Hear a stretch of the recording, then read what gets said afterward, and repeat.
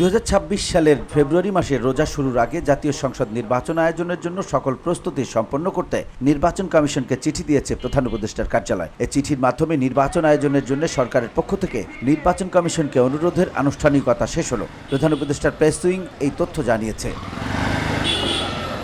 বুধবার প্রধান নির্বাচন কমিশনার বরাবর এই চিঠি পাঠানো হয়। চিঠিতে উল্লিখিত সময়ে প্রত্যাশিত মানের অবাধ, সুষ্ঠু, শান্তিপূর্ণ ও উৎসবমুখর জাতীয় নির্বাচন আয়োজনের প্রয়োজনীয় কার্যক্রম গ্রহণের জন্য অনুরোধ করেন প্রধান উপদেষ্টার মুখ্য সচিব এম সিরাজউদ্দিন মিয়া।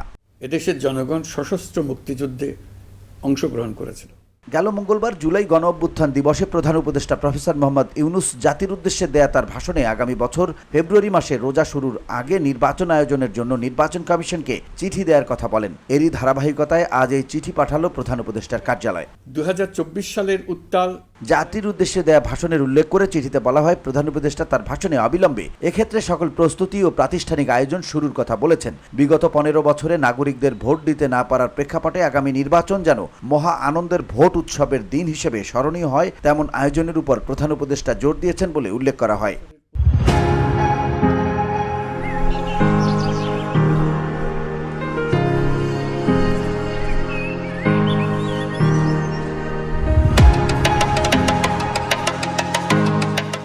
প্রধান উপদেষ্টা তার ভাষণে নির্বাচন আনন্দ উৎসবে শান্তি শৃঙ্খলায়, ভোটার উপস্থিতিতে সৌহার্দ্য ও আন্তরিকতায় অবিস্মরণীয় হয়ে ওঠার যে প্রত্যাশা করেছেন তা উল্লেখ করা হয়।